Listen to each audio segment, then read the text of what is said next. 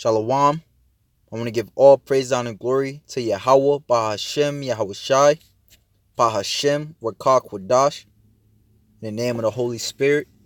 Double honors to the apostles and elders of Great Millstone, and Shalom to the elect. Trade wars are good and easy to win, President Trump tweeting early Friday morning. Today, the lawmaker he needs to pass the steel and aluminum tariffs to fight that war, House Speaker Paul Ryan, said no. Quote, "We are extremely worried about the consequences of a trade war and are urging the White House to not advance with this plan." The statement from his spokeswoman read. Keeping him honest, you would think if this were so easy, you'd at least have your own party leaders on board. If this were easy, conservative economists would be lining up to support it. They are not. You need industry support, but aside from steel and aluminum makers, it hasn't happened so far. The Beer Institute CEO says aluminum tariffs would cost the beverage industry $347 million and lead to thousands of layoffs.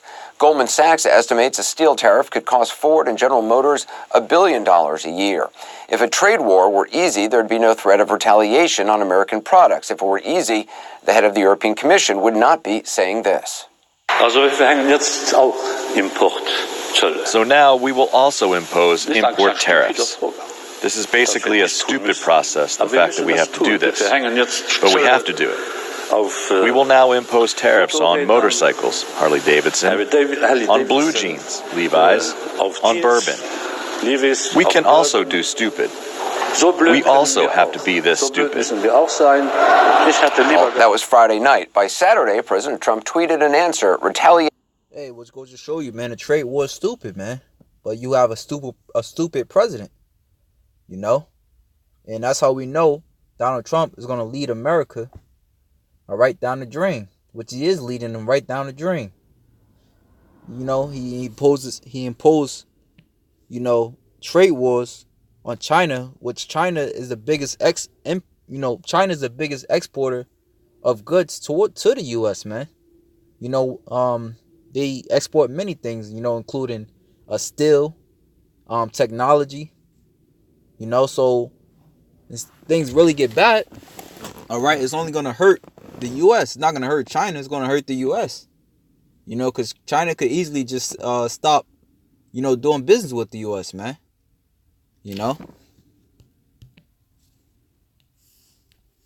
On cars, quote, "We will simply apply a tax on their cars which freely pour into the U.S. Just one problem, BMW and Mercedes, they actually make and sell more than 500,000 vehicles in this country, in red states, no import duties on them. U.S.-owned GM, on the other hand, imports about a quarter of the cars that it sells here, so GM would be hurt.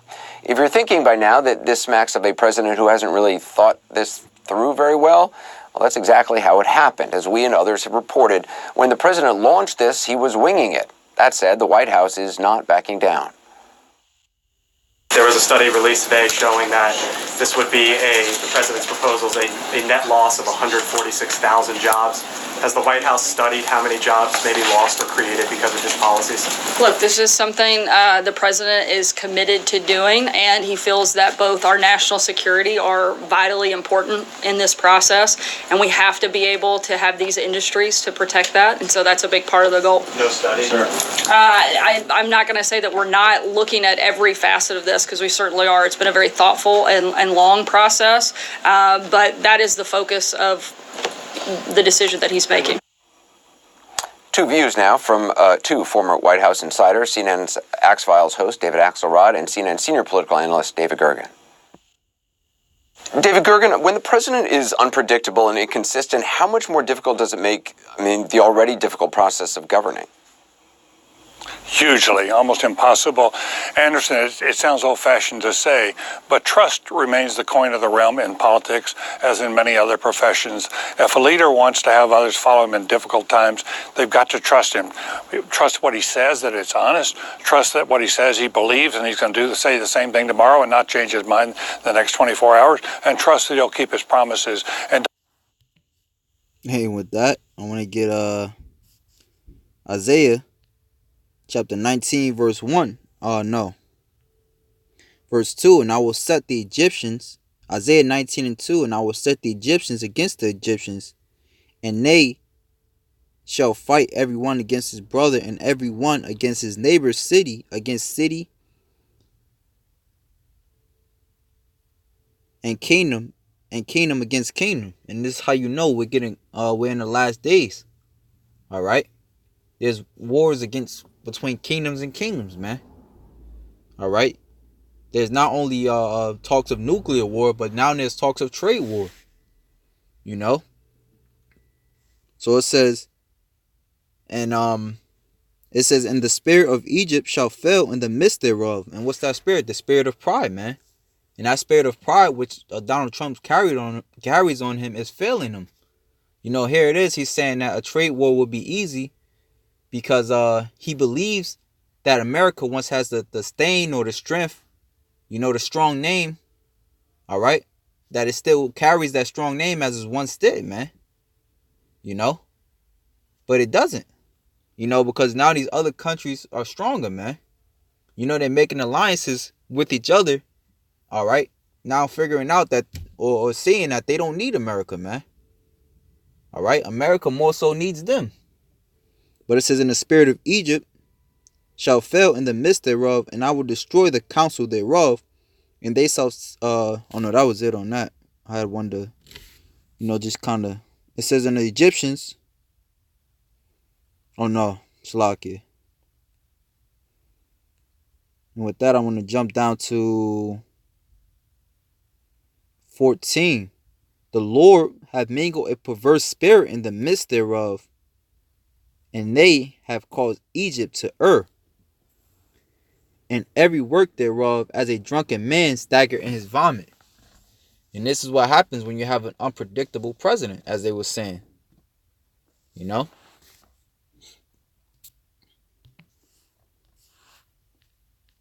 Donald Trump right now, I'm sorry to say, is right at the bottom on all of those metrics.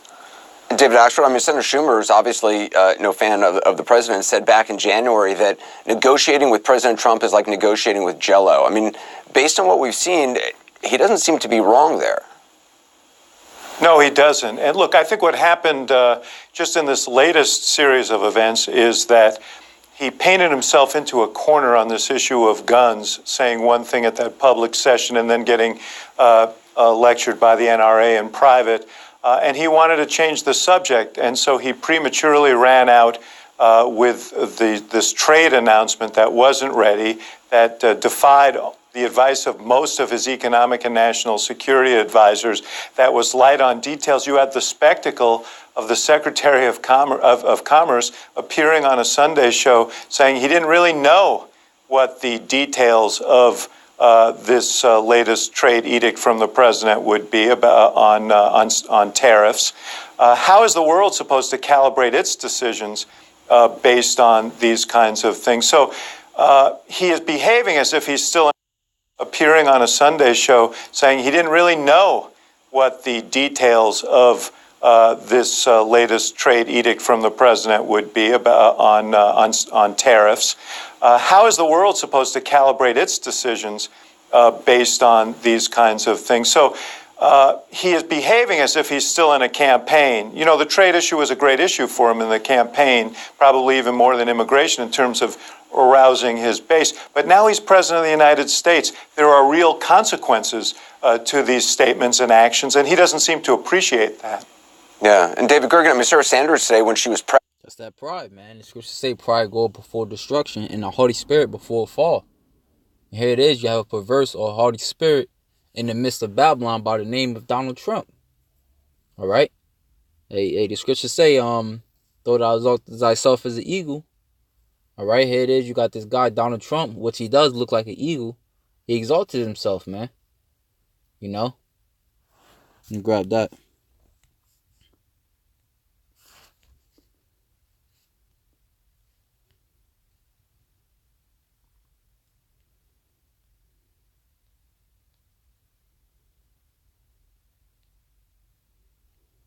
Obadiah chapter 1 verse 3, the pride of thine heart have deceived thee, thou that dwellest in the clefts of the rocks, whose habitation is high, that saith in his heart, who shall bring me down to the ground?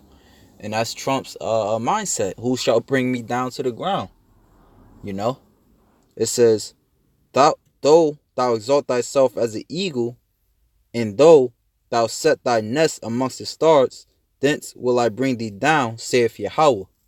You know, so this place is in for a quick fall, man. You know, this place is in for a quick fall, man. He just said it. You just heard it, man. Trump, he can't even listen to his own council, man. You know, his own Congress. They just said it, man. Talking to him is like talking to Jello or Jelly, whatever they said. Pressed about the details of what the final tariffs are going to look like. I mean, she could really only say that she doesn't want to get ahead of the president, which seems to increasingly translate to we have no idea what he's going to do. I think that's right, Anderson. We've never had a president that's so unpredictable. That's not to say he's not doing some things right for the country. It's not to say he's wrong on everything. But when it comes to trying to win the trust of others, starting here at home, but very importantly, other nations, you have to be consistent. You have to tell the truth. And if people feel they're not, then with the North Koreans, for example, it's very subject to miscalculation. Neither side really wants a conflict, but they could easily stumble into it because of misstatements, of promises not kept. And it will happen, man. We just read it in the book of Isaiah, the 19th chapter. Kingdom is going to come against kingdom, man. It's also written in Matthew, the 24th chapter. And the same thing is now happening. In the midst of that, like I said, only Babylon or America is going to be hurt, man. You know, in the midst of these trade wars, Babylon, America is going to be hurt. Why? Because there's not going to be no more jobs in this place, man. All right. When you get I had one to harp on that point too. But they harp on it in a video of how GM will lose jobs, and a lot of these car and these drink industries will lose jobs, man, because there's not going to be no more steel or aluminum. For these manufacturing companies, these plants. Isaiah 19:15, neither shall there be any work for Egypt which the head or tail, branch or rush may do. You know? Get one more. This is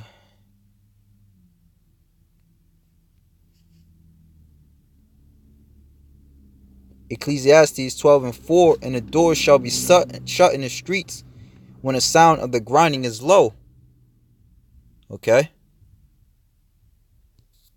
So that's what we're seeing, man. We're seeing in the midst of all these stores closing down, these big name brand stores, Nike, Macy's, all these stores closing down. GameStop. What else? Foot Locker. All right, there's now a trade war, man. Happening to the president on guns, on DACA, and now we see on tariffs, the Republican Party is not willing to follow him where they don't want to go. And Speaker Ryan breaking with the president today, that's really was quite a stunning statement. Well, I mean, David, if Satan be divided against itself, how can his kingdom stand, man?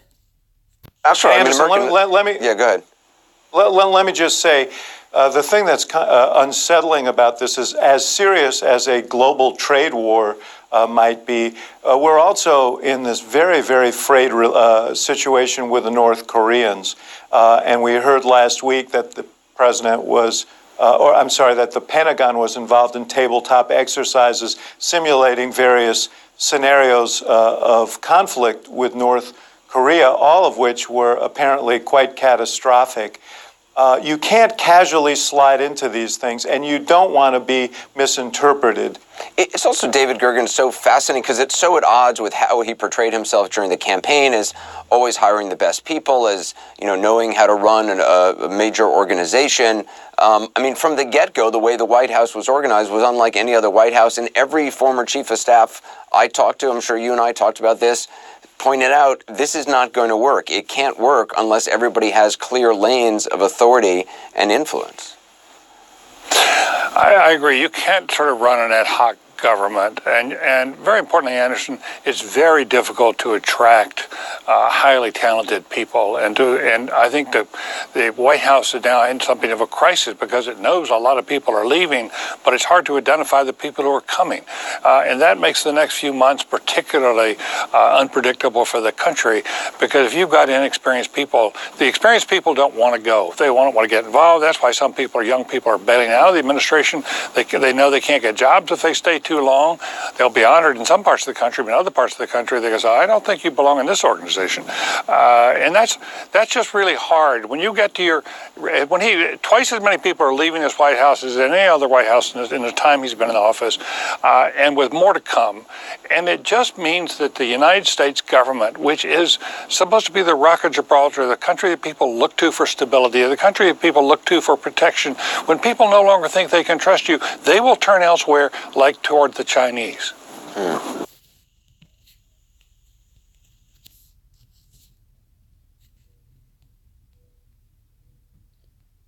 Isaiah 47:1.